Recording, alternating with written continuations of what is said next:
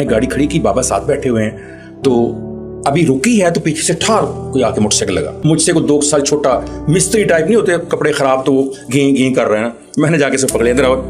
वो कहता है कि बाबूजी जान दो सर जी, गलती होगी। तो उसने कहा कि बाबूजी माफ कर दो। मैं कहा बकवास करते हो, माफ कर दो, खर्चा पूरा करो, बताओ तुम्हारी दुकान कहाँ है, उधर मैं तुम्हें लेके चलता हूँ। इतने लफ्ज सुने हैं तो बाबा गाड़ी से बाहर निकले हैं, आए हैं और बड़े गुस्से से मुझे कहते हैं तुसी गाड़ी च बैठो।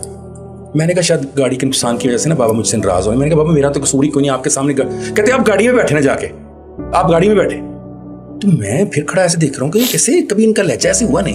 तो बाबा ने ऐसे जोर से हाथ पकड़ा और पकड़ के ना मुझे दरवाजा खोल के कहते तुसी बैठो इसे। डॉक्टर साहब मैं बैठ गया, गुस्सा मुझे इतना शदीद, बाबा पे भी, उस बच्चे पे, मेरा दिल करे मैं गोली मार दूं उतर के।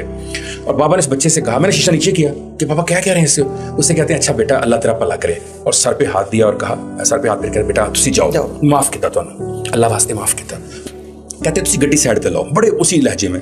मैंने गाड़ी लेफ्ट साइड के ऊपर पार्क के बाहर लगाई है। तो मैंने कहा बाबा मेरा कसूर भी कोई नहीं, गाड़ी खड़ी को मारा, उसने टक्कर मारी, मैंने पकड़ लिया। बाबा कहते हैं बेटा मैनू ऐ दस उन्हें तेनू की किया। मैं कहा जी उन्हें क्या गलती हो गई, गड्डी दी ब्रेक। पुत्र उस तो बाद उन्हें तेनू की किया। मैंने कहा बाबा उसने मुझे कहा कि माफ कर दो। कहते तुसी उन्होंने की किया। मैंने कहा मैंने सिखा माफ नहीं करना। क्या कहते ऐसे याद किया, और फिर बाबा की आंखों में आंसू आ गए। बाबा ने ऐसे 1-2 लम्हे रोका और कहा पुत्र जे यही लफ्ज तेनू तो मैनू रब ने कह छड़े, अस्तगफिरुल्लाह, साडा की बनेगा। और फिर एकदम जज्बाती होकर कहते हैं बेटा माफ करना खालिक की सिफ्त अव्वल है, और माफ ना करना शैतान के चेलों का काम। और तुम छोटे से नुकसान की वजह से खालिक की सिफ्त छोड़ के शैतान के चेले बनना चाहते हो।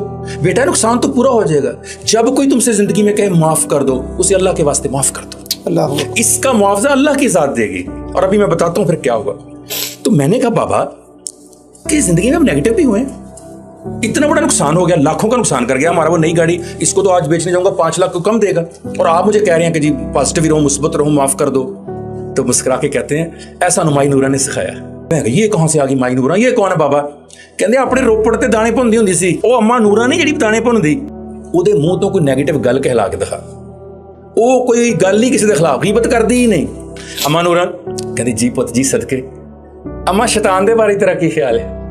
अब विश्वाक साहब कहते हैं जिसको कुरान ने मरदूत कहा हो, जिसे अल्लाह ने धिक्कार दिया हो, जिसे दुनिया में कोई पसंद ना करता हो, उसकी इबादत ना करे, उस पर भड़के ना मुमकिन ही नहीं था। माई नूरा ने बगैर सोचे अगले लम्हे क्या, पुत्र पढ़े लिखे गल्लां ते मैनूं नहीं पता, अब मुस्तकिल मजाज बड़ा, जेड़े काम ते लगा उते ही लगा, अज तक काम नहीं बदलिया उन्हें।